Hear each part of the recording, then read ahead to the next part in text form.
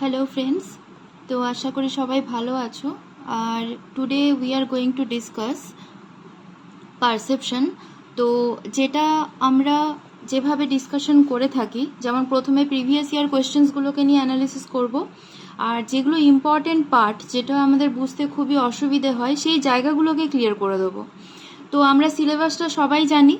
তো আমাদের যে সিলেবাসের যে পার্ট 1-এর সেকেন্ড চ্যাপ্টার সেটাই আমরা করছি। লাস্ট করেছিলাম সেন্সেশন, অ্যাটেনশন, পারসেপশন। এই তিনটে জিনিসই কিন্তু ইন্টার রিলেট।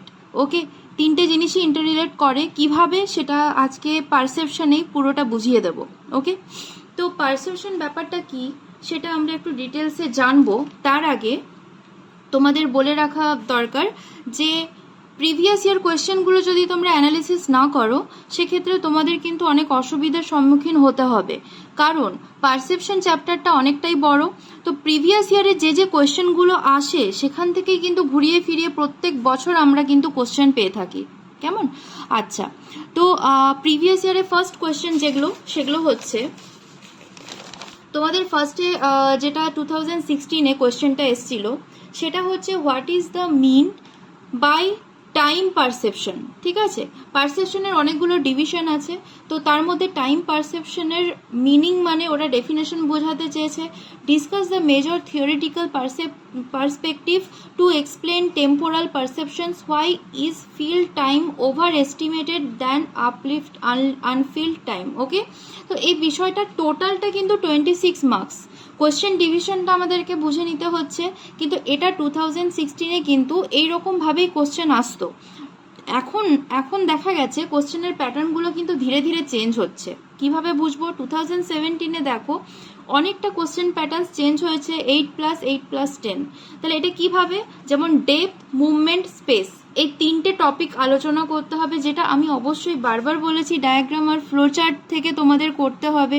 সেখানে কি হয়, অলরেডি যেটা হিডেন মার্কস থাকে, ধরো যেটা তোমাদের ডেফিনেশনে সেখানে তোমার যদি হিডেন মার্কস 1 to 2 মার্কস থাকে 8-এর মধ্যে, সেখানে অলরেডি একটা ডায়াগ্রাম বা ফ্লো চার্ট কিন্তু তোমাদের 2.5 মার্কস ক্যারি করছে।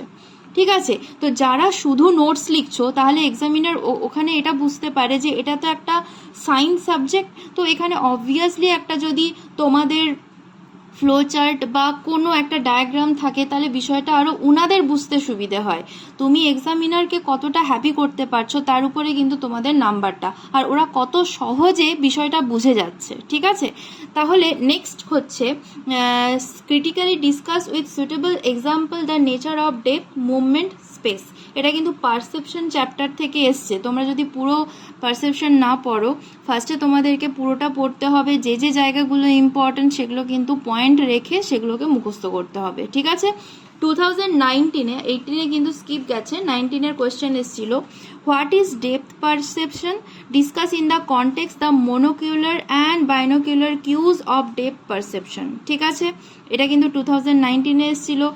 5+20, 5 মানে তোমার হয়ে যাচ্ছে ডেপথ পারসেপশনে, আর 20 মানে মোনোকিউলার 10 অ্যান্ড বাইনোকিউলার 10, তো দুটো মিলে কিন্তু 20 মার্কস, তো টোটাল 25। ঠিক আছে, নেক্সট 2020-এ perception of time is ubiquitous. ঠিক আছে, কসমস যেটা হচ্ছে বিশ্বব্যাপী।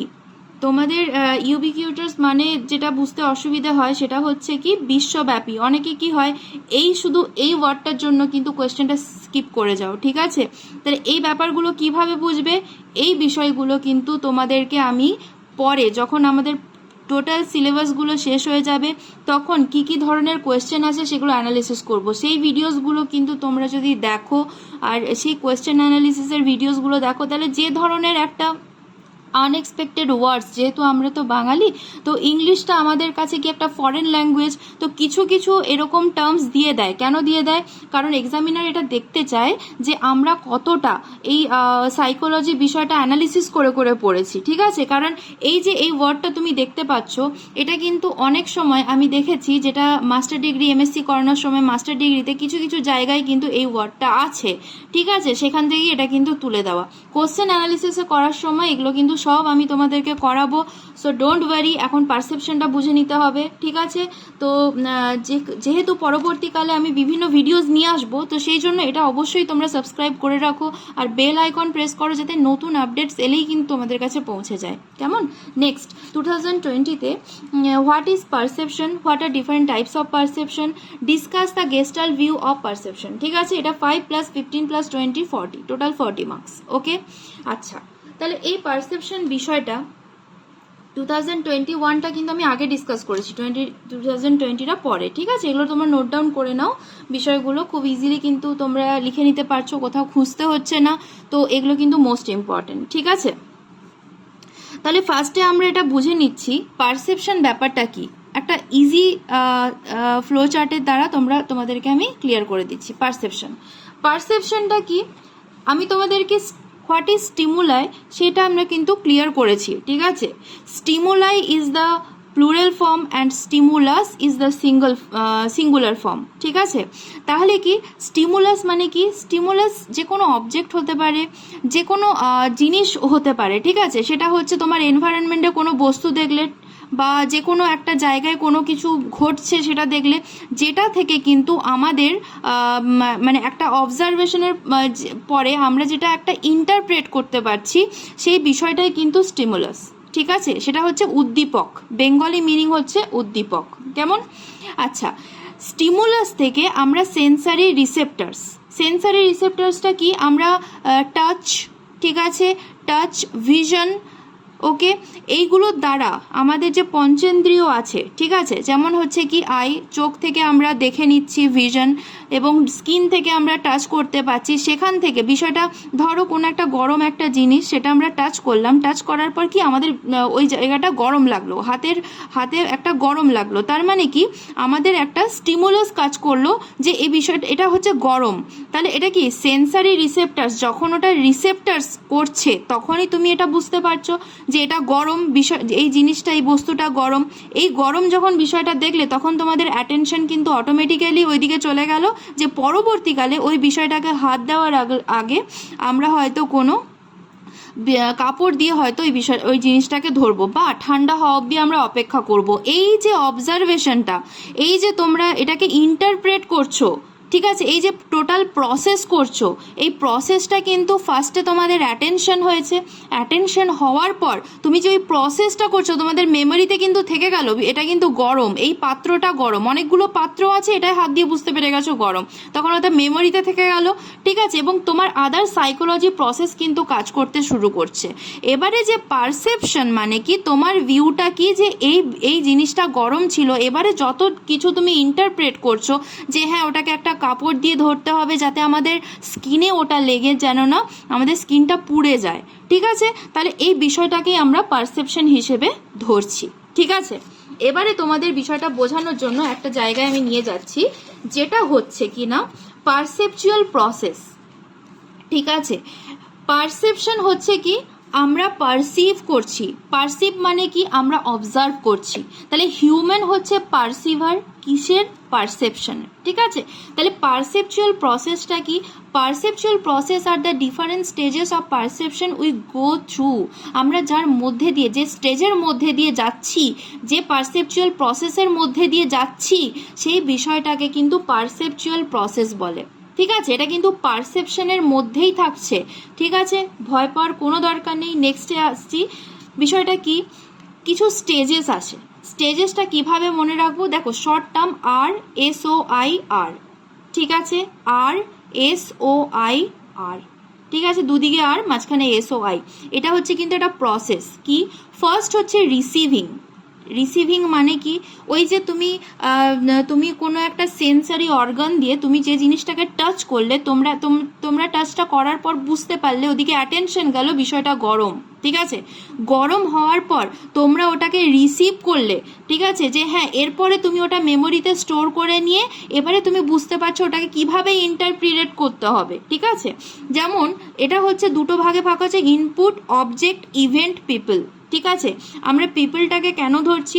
ধরো কোনো ব্যক্তি, আমরা এটাই ধরি, ক্লাসের মধ্যে ধরো আমরা ছোটোবেলায় ক্লাসের মধ্যে আমাদের অনেকগুলো স্টুডেন্ট আছে, অনেক যখন ছোটোবেলায় ছিলাম ক্লাস 4-5-এ প্রাইমারি স্কুলে অনেক স্টুডেন্ট আছে।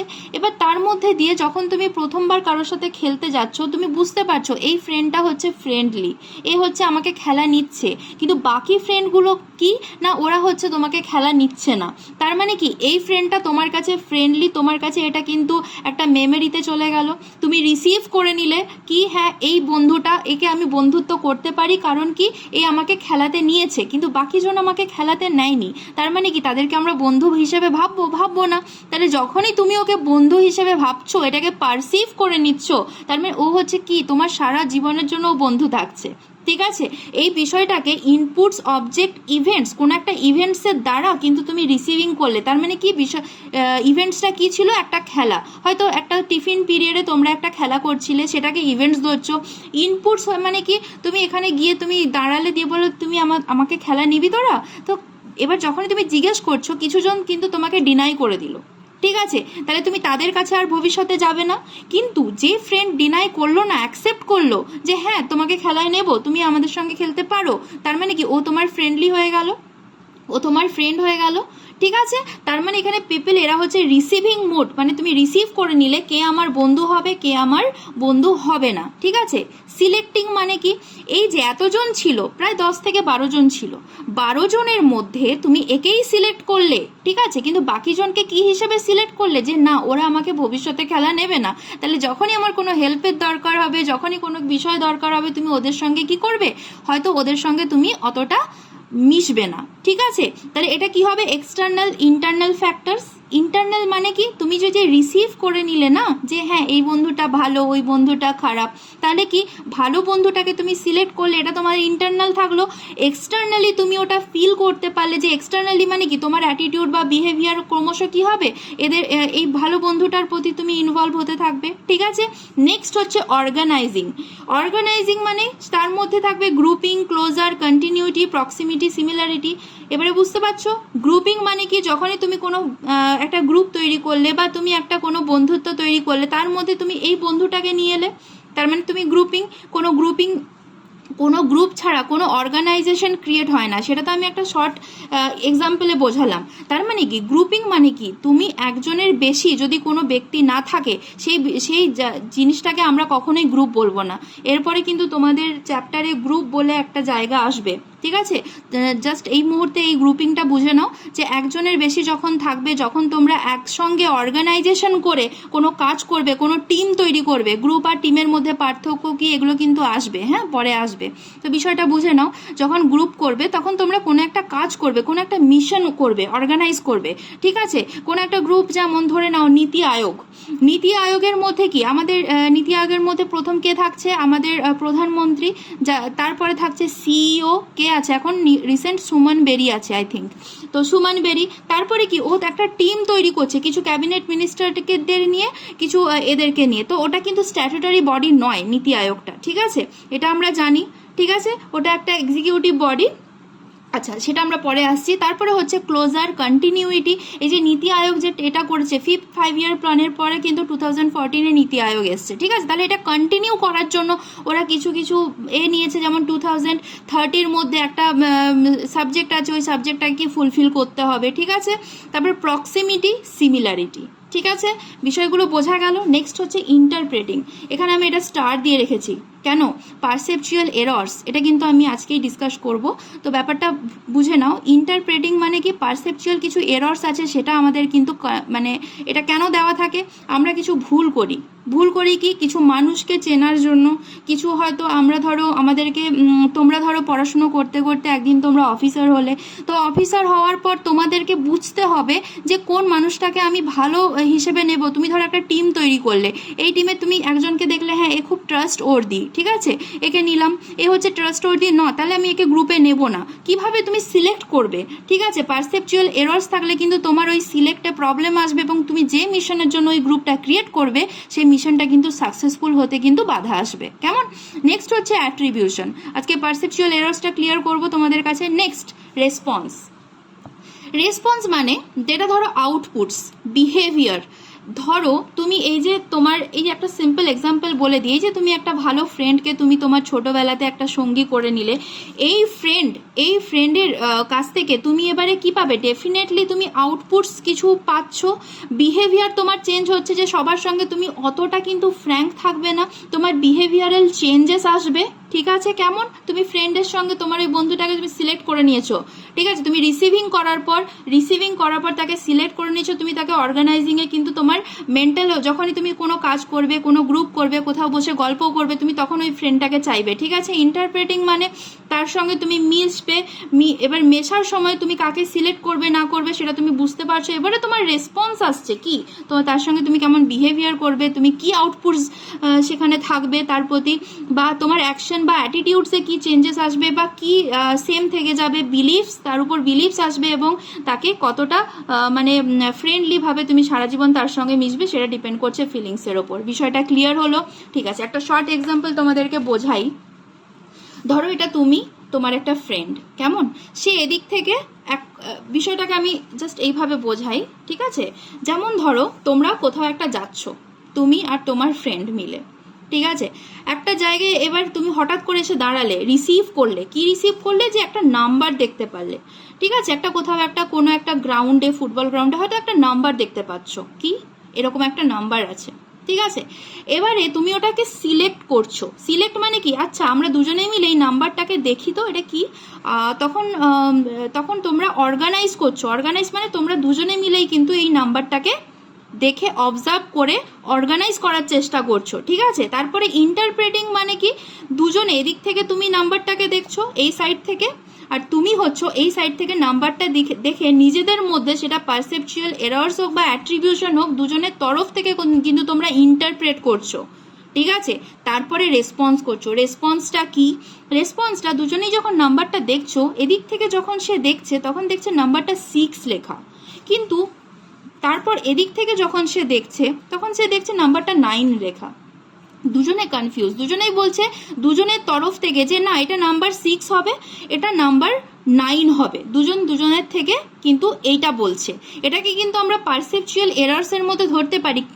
কেন ধরতে পারি, কারণ হচ্ছে নাম্বারটা কোন ডিরেকশনে আছে, ঠিক আছে, নাম্বারটা এদিক থেকে দেখা হবে কিনা বা নাম্বারটা এদিক থেকে দেখা হবে কিনা সেটা দুজনের মধ্যে কেউ বুঝতে পারছে না, দুজনের দিক থেকে ঠিকই ধরছে, যে এ বলছে 6 সেটা ঠিক, যেমন এ ধরছে যেটা 9 সেটা 9, কিন্তু যদি তুমি দেখো ঠিক এই জায়গায় করে এখানে সমস্ত যারা খেলা দেখতে এসছে তারা এখানে বসেছে, ঠিক আছে, বসার পর তারা যখন এদিক থেকে দেখছে তখন নাম্বারটা 6 এদিক থেকে দেখতে পাচ্ছে, তার মানে কি, যদি আমরা সঠিক ভাবি যে হ্যাঁ নাম্বারটা লেখা হয়েছে কেন, কারণ অডিয়েন্স যেদিক থেকে দেখবে সেদিক থেকে নাম্বারটা পারসিভ করতে পারে যেন, সেই জন্য নাম্বারটা লেখা।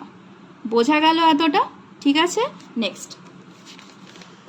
নেক্সট হচ্ছে আরেকটা বিষয় তোমাদেরকে বোঝাই, যেমন ধরো এটা একটা গ্লাস, ঠিক আছে, তোমরা এই গ্লাসটা দেখে কি ফিল করছো, তোমরা জাস্ট একটু ভাবো 1-2 মিনিট, ঠিক আছে, ভেবে নাও, ভিডিওটাকে পজ করে একটু ভেবে নাও।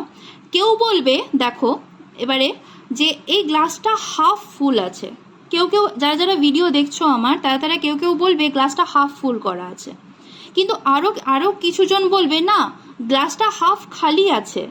তো কথাটা কি দুজনের ঠিক হলো না কথাটা দুজনের ভুল হলো, কোনটা? দুজনের কথাটাই ঠিক হলো, কিন্তু এখানে হচ্ছে দুজনের পারসেপশনটা ডিফারেন্ট। বোঝা যাচ্ছে? গ্লাসটা সেম, হাইট সেম, গ্লাসটা কতটা জল ভরা আছে, লিকুইড ভরা আছে সেটাও সেম, কিন্তু পারসেপশনটা কিন্তু দুজনের ডিফারেন্ট।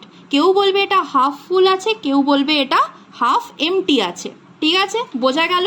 যেমন ধরো আরেকটা বলি, ধরো কেউ মুভি দেখতে গেছো অনেকে মিলে, তো মুভিতে বিভিন্ন রকম স্টিমুলাই দেখতে পাচ্ছ।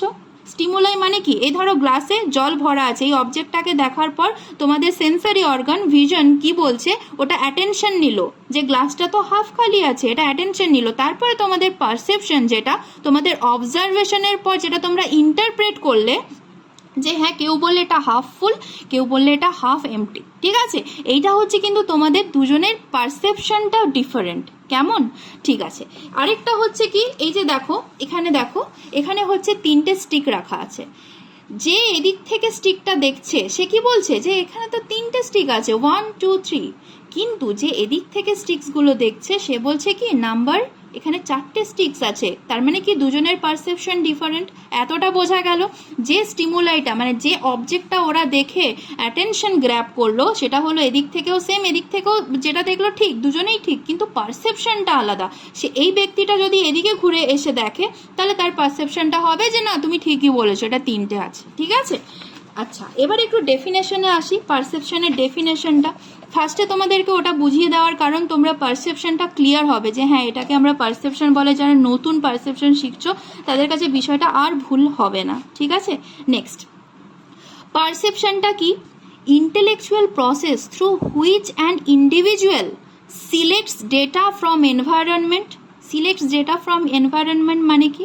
যখন তোমরা কোনো একটা এতে যাচ্ছ, বাইরে যাচ্ছ, সেখানে দেখছো হ্যাঁ একটা গাছ আছে, গাছটা ক্রমশ যদি তোমরা 1 মাস 2 মাস ছাড়া ছাড়া যাও গাছটার ক্রমশ তোমরা গ্রোথ দেখতে পাবে, রাইট? এটা হচ্ছে কি তোমরা এখানে সিলেক্ট করে নিচ্ছ যে হ্যাঁ এখানে একটা গাছ আছে, যে গাছটা হয়তো তোমাদের পারসেপশনটা বা তোমাদের অ্যাটেনশনটা ওই গাছে কেন গেল, সেন্সেশনের দ্বারা অ্যাটেনশন হলো। ঠিক আছে, অ্যাটেনশনটা কেন গেল? কারণ গাছটা ছিল আম গাছ। তোমাদের অটোমেটিক্যালি তোমাদের পারসেপশন বা তোমাদের অ্যাটেনশন গ্র্যাব হচ্ছে এই কারণে, কারণ গাছটা হয়তো গ্রীষ্মকালে আম ধরবে, এটা আমাদের মাথায় কিন্তু অর্গানাইজ হয়ে গেল। কেমন? তারপরে হচ্ছে অর্গানাইজ ইট। এই যে তুমি অর্গানাইজ করছো তার মানে কি এটা তোমার পারসেপশন, এটাই তোমার দৃষ্টিভঙ্গি আসছে। ঠিক আছে, তারপরে হচ্ছে ডিরাইভস মিনিং ফ্রম ইট। ঠিক আছে, এখান থেকে তুমি মিনিং বোঝার চেষ্টা করছো যে গাছটা তো ক্রমশ গ্রোথ হচ্ছে, সে তো ক্রমশ গ্রোথ পাচ্ছে, প্রত্যেক মাসে একবার করে গ্রোথ পাচ্ছে। ঠিক আছে, এখান থেকে তুমি কিন্তু এই বিষয়টার প্রতি স্পেশাল অ্যাটেনশন দিয়ে কিন্তু তুমি অর্গানাইজ করছো পুরো বিষয়টাকে, দ্যাট ইজ কল্ড পারসেপশন। আচ্ছা, তারপরে আমরা এটা পড়ে নিচ্ছি।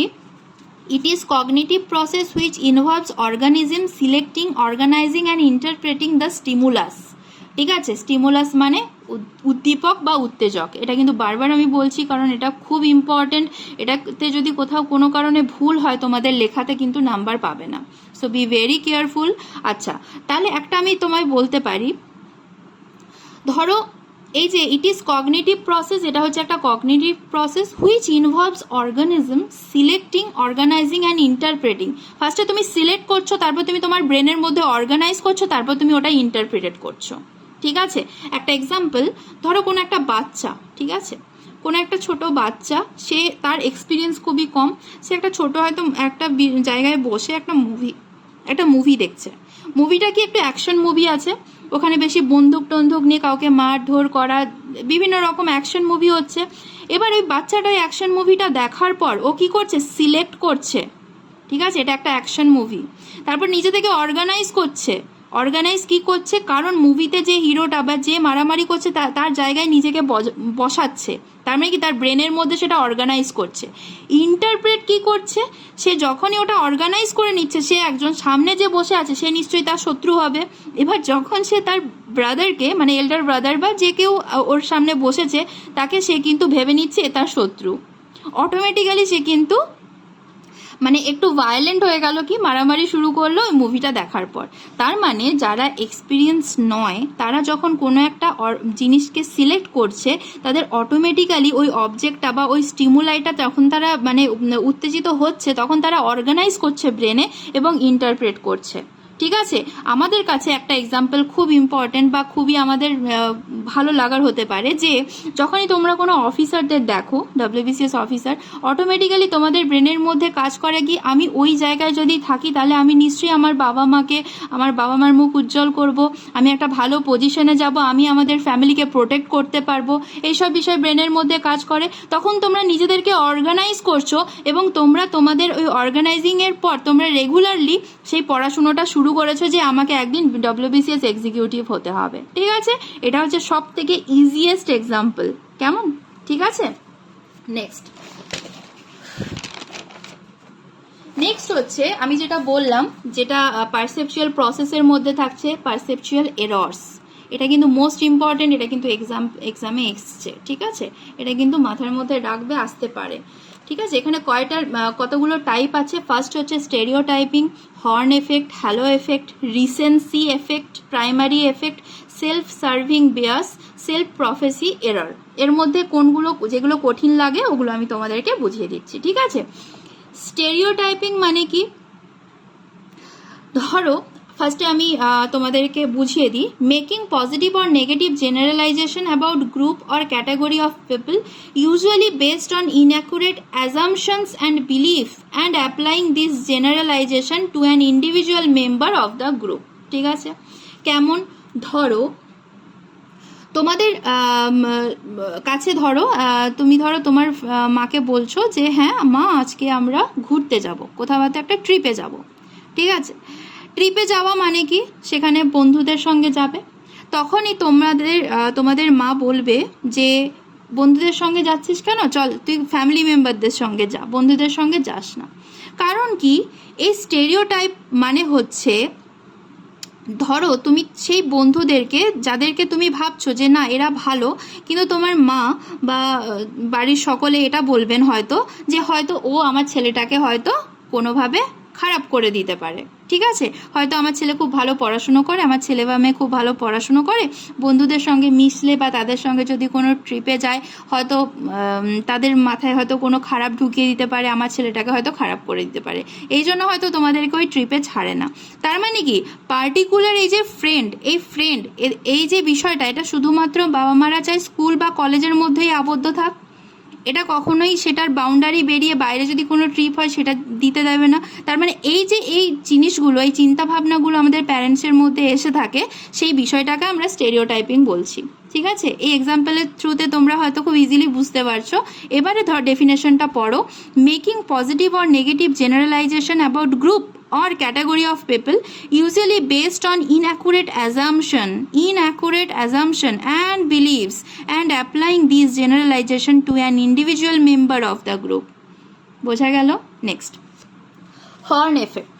আচ্ছা, হর্ন এফেক্ট ব্যাপারটা হচ্ছে কি, ধরো একজন ফ্রেন্ড তোমাদের বাড়িতে এলো। ঠিক আছে, তোমাদের বাড়িতে এলো, বাড়িতে আসার পর আগে ডেফিনেশনটা পড়ে নাও। Based on one negative quality we assumed the person is bad, we perceived the whole person based on one quality. ঠিক আছে, ফার্স্টে বলি, ধরো কোনো ব্যক্তি, ঠিক আছে, একটা ব্যক্তির মধ্যে সমস্ত সদ্গুণ বা সমস্ত ভালো গুণ থাকতে পারে না, তার মধ্যে কিছু নেগেটিভিটি থাকে। ঠিক আছে, কিন্তু কিছু পজিটিভিটিও থাকে। ঠিক আছে, ধরো তোমার বাড়িতে কোনো ফ্রেন্ড এলো, এবার ফ্রেন্ডটা হচ্ছে, তোমার মা কোনো একদিন দেখেছেন ওই ফ্রেন্ডটা কোথাও একটা দাঁড়িয়ে কিছু স্মোকিং করেছে, ঠিক আছে, বা কিছু অ্যালকোহল কনজাম করেছে। তো অটোমেটিক্যালি তোমার বাবা বা মা ভাবলেন হয়তো এই ফ্রেন্ডটা বা এই বন্ধুটা হয়তো খারাপ, কারণ যে স্মোক করে বা যে অ্যালকোহল কনজাম করে তারা খারাপ, এই বিষয়টা বা এই ধারণাটা আমাদের বাবা মার প্রত্যেকেরই কম বেশি থাকে। ঠিক আছে, যখন এই বাড়িতে আসবে, কিন্তু সেই ব্যক্তিটা বা সেই বন্ধুটা যে ভালো পড়াশুনোতে সে হয়তো খুব ভালো গাইড করে, খুব ভালো হেল্প করে, এই বিষয়টা কিন্তু ওর মধ্যে থাকলেও ওটা কিন্তু কোথাও না কোথাও থিতিয়ে যায়। তার কাছে ওই বিষয়টাই, যেটা সে দেখেছে বাবা মা বা প্যারেন্টস, সেই বিষয়টাই কিন্তু মাথার মধ্যে থাকছে। তাহলে ওই ফ্রেন্ডটা যখন বাড়িতে কোনো পড়ার বিষয়ে আলোচনা করতে আসছে, অটোমেটিক্যালি তোমার বাবা বা মা কেউই হেল্প করবে না যে না এই বন্ধুটার ঘরে আসা যাবে না। ঠিক আছে, এটা একটা এক্সাম্পলের সাহায্যে বোঝাচ্ছি, তোমরা কিছু মাইন্ড করো না, অ্যাকচুয়ালি তোমাদের বোঝানোর ক্ষেত্রে সুবিধার জন্য বিষয়টা বলছি। এবারে বুঝতে পারলে? তাহলে এবারে ডেফিনেশনটা আরেকবার পড়ো। Based on one negative quality we assume the person is bad, we perceive the whole person based on one quality. ওই একটা কোয়ালিটি ধরে রেখেই পুরো বিষয়টা বা পুরো মেজারমেন্টটা ওকে করা হয়ে যাচ্ছে। ঠিক আছে, কিন্তু ও যে পড়াশোনায় ভালো, ও যে ভালো গাইড করতে পারে, এই বিষয়টা কিন্তু মাথায় তখন থাকছে না। Next, horn effect, halo effect, এই দুটো কিন্তু কাছাকাছি রিলেটেড। কেমন? হ্যালো এফেক্টটা হচ্ছে কেমন, ধরো কোনো একটা ফ্রেন্ড পড়াশোনায় ভালো, খুব ভালো, ঠিক আছে, কিন্তু তার আদার কোয়ালিটিগুলো কিন্তু খুবই খারাপ। কেমন? সে নিজে খুব ভালো, ঠিক আছে, কিন্তু সে অন্যকে ভালো হতে দেবে না, এরকম কিছু পার্সপেক্টিভ ফ্রেন্ডস থাকে। ঠিক আছে, যেমন ওয়ান সাইডেড পার্সন বলে এদেরকে। তো এই সমস্ত ব্যক্তিরা কি করে, নিজে ভালো পড়াশুনো করে ভালো রেজাল্ট করবে, কিন্তু সামনের জনকে করতে দেবে না। কারণ কি? তার কম্পিটিটরস কমানোর জন্য। ঠিক আছে, এটা হচ্ছে ওয়ান টাইপ অফ এরার। কারণ কি? তুমি যখন সামনের জনকে করতে দিচ্ছ না, তুমি কম্পিটিশনটাকে লেস করার জন্য, তার মানে তোমার একটা সোশ্যাল কিন্তু তুমি ওখানে বার্ডেন ক্রিয়েট করছো। তার মানে এ যদি মানে ধরো তোমার ফ্রেন্ড, তুমি দুজনে একসঙ্গে মিলে পড়াশুনো করে দুজনে একজন বড় অফিসার হলে, তাহলে কি হচ্ছে? তোমরা যখন অফিসার হয়ে যাবে একে অপরকে বিভিন্ন প্রবলেমসে হেল্প করতে পারবে, সোসাইটিটাকে আরও ডেভেলপ করতে পারবে। কিন্তু তোমরা যখন একে অপরের প্রতি বা কোনোভাবে যে হ্যাঁ চাইছো না, তার জন্য কোনো অ্যাকশন ক্রিয়েট করছো, সেটা এই জন্যই খারাপ। কারণ হচ্ছে কি, তুমি তোমার সোসাইটির একটা নিজের থেকে বার্ডেন হয়ে যাচ্ছ। ঠিক আছে, এটাকেই বলছে drawing general impression.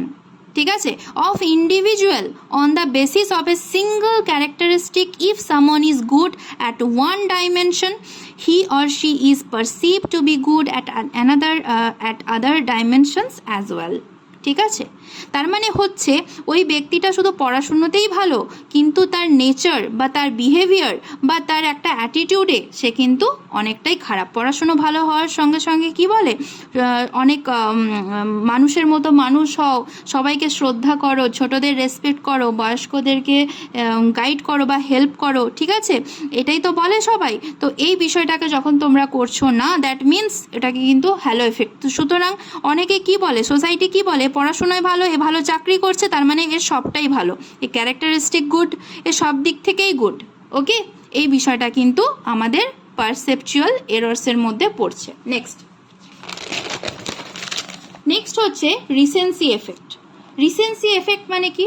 when we make judgment based on the recent developments or information, even though we have a whole of other information on the person. ঠিক আছে, যেমন ধরো দুজন ব্যক্তি আছে, একজন শ্যাম একজন রাম।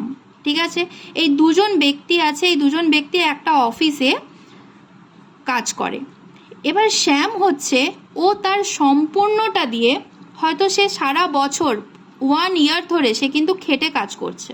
ঠিক আছে, সম্পূর্ণভাবে কিন্তু কোম্পানিকে কাজ করছে, কিন্তু সে ধীরে ধীরে ধীরে ধীরে কিন্তু কাজটা এগোচ্ছে। কিন্তু রাম আসার পর থেকে হয়তো সারা বছর কোনো কাজ করছে না, কিন্তু লাস্ট যখন প্রমোশনের টাইম, সেই প্রমোশনের টাইম 1 মান্থ সে কিন্তু অনেকটা বেশি কাজ করে ফেলছে। সুতরাং তাকেই অনেকে প্রমোশন দিয়ে দেয়, অনেক বস তাকে প্রমোশন দিয়ে দেয়। তাহলে এটা হচ্ছে কি আমাদের রিসেন্সি এফেক্ট। ঠিক আছে, তাহলে ডেফিনেশনটা আবার পড়ি। when we make judgment based on the recent developments or information, even though we have a whole of other information on the person. বোঝা গেল? ঠিক আছে, নেক্সট প্রাইমারি এফেক্ট।